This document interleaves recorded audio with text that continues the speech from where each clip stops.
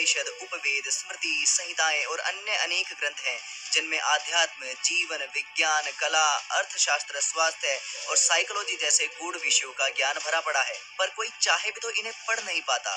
कारण तीन है: संस्कृत और गुरुकुलों का योजनाबद्ध पतन, बाह्य आक्रमण और ब्रिटिशर्स के द्वारा रचे गए प्रक्षिप्त। परंतु इनसे भी बड़ा एक कारण और है। अगर कोई युवा इन्हें पढ़ना भी चाहे तो उसे पता ही नहीं कि इन ग्रंथों में भला है क्या, और इतने नाम और संख्या सुनकर ही वह कंफ्यूज हो जाता है। तो इस वीडियो का उद्देश्य है आपको सरल भाषा में इन सब की क्रोनोलॉजी और थीम समझाना। हिंदू लिटरेचर को मेनली 6 ब्रांचेस में बांटा जा सकता है, जो हैं श्रुति, स्मृति, इतिहास, पुराण, आगम और दर्शन। तो हिंदू लिटरेचर की 6 शाखाओं में सबसे पहले आती है श्रुति। आइए श्रुति के बारे में जानते हैं। श्रुति ग्रंथों को ही वेद कहा जाता है। इन्हें अपौरुषेय भी कहा जाता है क्योंकि इनका कोई ऑथर नहीं है। वेदों के बारे में ये मान्यता है कि ये ऋषियों को गहरे ध्यान और तप की अवस्था में जो ज्ञान प्राप्त हुआ उनका संकलन है, अतः इन्हें किसी ने रचा नहीं है। रॉबर्ट जे ओपनहाइमर जैसे फेमस फिजिसिस्ट ने खुद कहा था, access to Vedas is the greatest privilege this century में claim over the previous century. इससे आपको वेदों का महत्व थोड़ा थोड़ा समझ आया होगा। तो आइए ब्रीफली वेदों को देखते हैं। वेद शब्द की उत्पत्ति हुई है विद धातु से, जिसका अर्थ है जानना, टू नो। इसी धातु से बना शब्द विद्या। तो वेदों का मोटा मोटा अर्थ हो जाता है नॉलेज। ये विश्व की सबसे पुरानी पुस्तकें हैं। इनमें केवल धार्मिक मंत्र नहीं बल्कि गहरा विज्ञान भी है, जिसका आइडिया लगाने के लिए आपको राजा राम मोहन रॉय की बुक वैदिक physics scientific origin of Hinduism पढ़नी चाहिए। पर यह ध्यान रहे कि एक बार अगर आप इस सब्जेक्ट में घुस गए तो आप निकल नहीं पाएंगे। तो अब जानते हैं वेदों और उनके भागों के बारे में। सनातन सभ्यता में 4 वेद हैं: ऋग्वेद, यजुर्वेद, सामवेद और अथर्ववेद। इनमें से यजुर्वेद के 2 भाग हैं, शुक्ल यजुर्वेदा और कृष्ण यजुर्वेदा या तैत्तिरीय। ऋग्वेद के 21 खंड हैं, यजुर्वेद के 109 और सामवेद के 1000 और अथर्ववेद के 50 खंड हैं। हर एक वेद के मुख्यतः 4 भाग होते हैं, जो हैं मंत्र संहिता, ब्राह्मण, आरण्यक और उपनिषद। मंत्र संहिता वेदों के इस भाग में मुख्यतः विभिन्न देवताओं या कहूँ नेचुरल फोर्सेस की प्रशंसा से जुड़ी ऋचाएं और मंत्र होते हैं। ब्रह्मचर्य आश्रम का आचरण करने वाले इसका अध्ययन करते हैं। ब्रह्मचर्य आश्रम सनातन धर्म की वर्णाश्रम व्यवस्था की पहली स्टेज होती है। ब्राह्मण इस भाग में अलग अलग यज्ञ अनुष्ठानों की विधियां इत्यादि होती हैं, जिनमें मंत्र संहिता में बताए मंत्रों का प्रयोग होता है। इसका प्रयोग गृहस्थ आश्रम की स्टेज पर किया जाता है। ऋग्वेद के 2 ब्राह्मण भाग हैं, ऐत्रेय और सांख्यन। शुक्ल यजुर्वेद के ब्राह्मण भाग का नाम है शतपथ ब्राह्मण। कृष्ण यजुर्वेद के ब्राह्मण भाग का नाम है तैत्तिरीय और मैत्रेयन। आरण्यक वेदों के मंत्र संहिता और ब्राह्मण भाग में आए मंत्रों और विधियों को फिलोसॉफिकली समझाने का काम आरण्यक भाग का है। इसका प्रयोग मुख्यतः वानप्रस्थ आश्रम के समय होता है।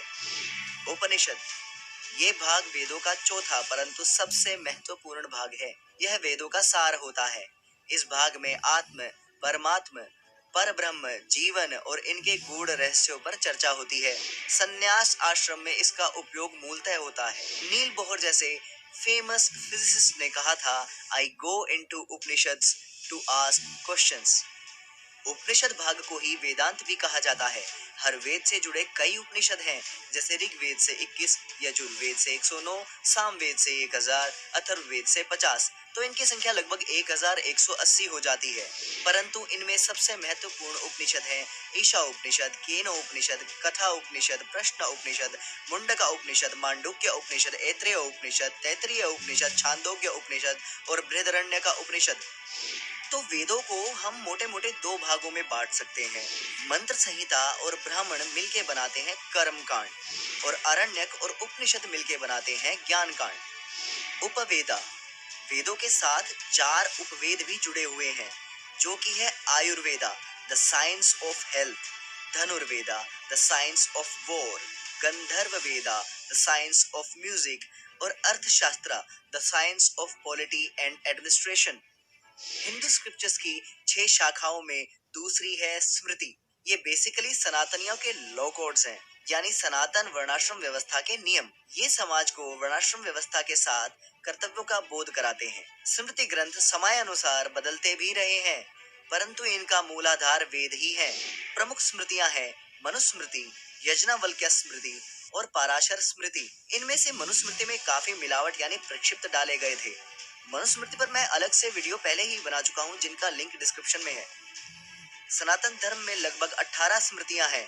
श्रुति यानी वेदों और स्मृति में यदि कोई विरोधाभास हो तो वेद सुपीरियर है। सनातनी स्क्रिप्चर्स की 6 शाखाओं में तीसरी है इतिहास।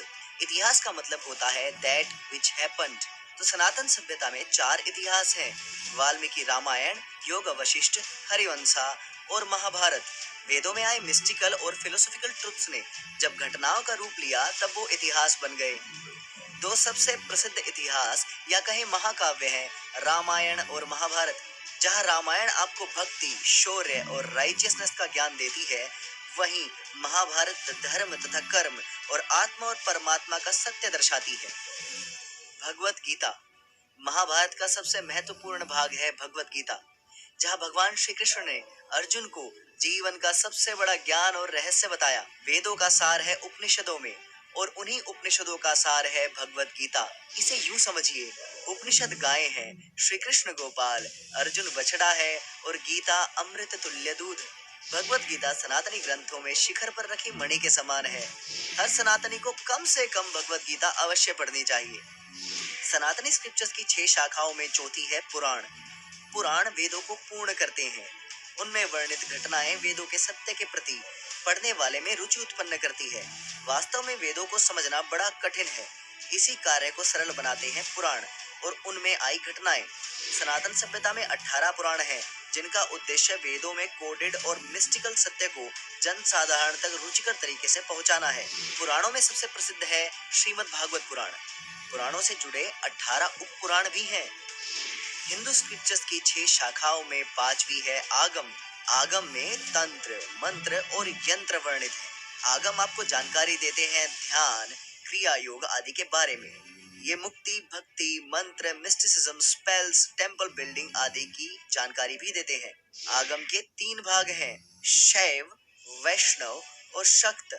शैव भगवान शिव से जुड़े हैं, वैष्णव भगवान विष्णु से जुड़े हैं और वहीं शाक्त माँ भगवती आदि शक्ति से जुड़े हैं। हिंदू स्क्रिप्चर्स की 6 शाखाओं में छठी है दर्शन। सनातन धर्म के 6 दर्शन शास्त्र या 6 फिलोसॉफिकल डिविजन्स हैं। साधारण शब्दों में 6 जीवन दर्शन या 6 स्कूल्स ऑफ थॉट्स कहें इनको। इनका प्रयोग मुख्यतः सोसाइटी के लर्नेड लोग करते हैं।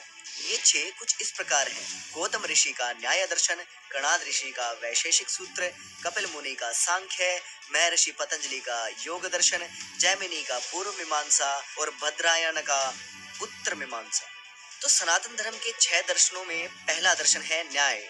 न्याय दर्शन कहता है कि किसी भी सिद्धांत या कथन को तब तक स्वीकारा नहीं जा सकता जब तक वो अनुभव और तर्क पर खरी न उतरे।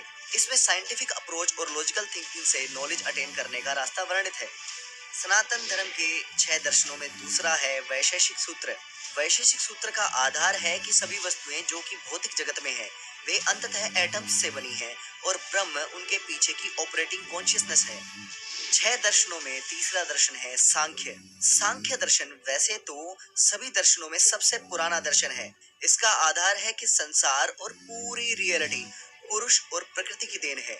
पुरुष या कहे पर ब्रह्म कभी नहीं बदलता, वहीं प्रकृति परिवर्तनशील है। सनातन सभ्यता के 6 दर्शनों में से एक दर्शन है योग दर्शन। यह 6 दर्शनों में सबसे प्रचलित दर्शन है। इसमें अष्टांग योग के माध्यम से मुक्ति प्राप्त करने का संपूर्ण वर्णन है। इसके बाद 6 दर्शनों में आता है पूर्व मीमांसा। यह दर्शन न्याय दर्शन और वैशेषिक दर्शन को साथ लिए चलता है। इसमें वेदों को इटर्नल और सारे ज्ञान का केंद्र बताया गया है। इसके अनुसार वेदों में निहित कर्तव्यों का पालन करना ही धर्म है। सनातन धर्म के 6 दर्शनों में अंतिम दर्शन है उत्तर मीमांसा। इस दर्शन को वेदांत के नाम से भी जाना जाता है। यह उपनिषदों पर आधारित है। यह दर्शन स्वयं 6 और शाखाओं में विभाजित हो जाता है। आदि शंकराचार्य का दिया हुआ अद्वैत, फिर आता है रामानुज का विशिष्ट अद्वैता, माधवाचार्य का द्वैता, निम्बर्क का द्वैत अद्वैता और वल्लभाचार्य का शुद्ध अद्वैता, और उसके बाद आता है चैतन्य महाप्रभु का दिया हुआ अचिंत्य भेदा अभेदा।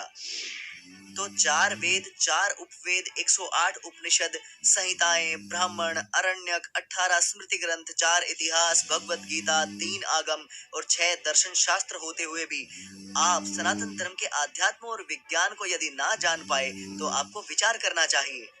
और हाँ, चिंता ना करें,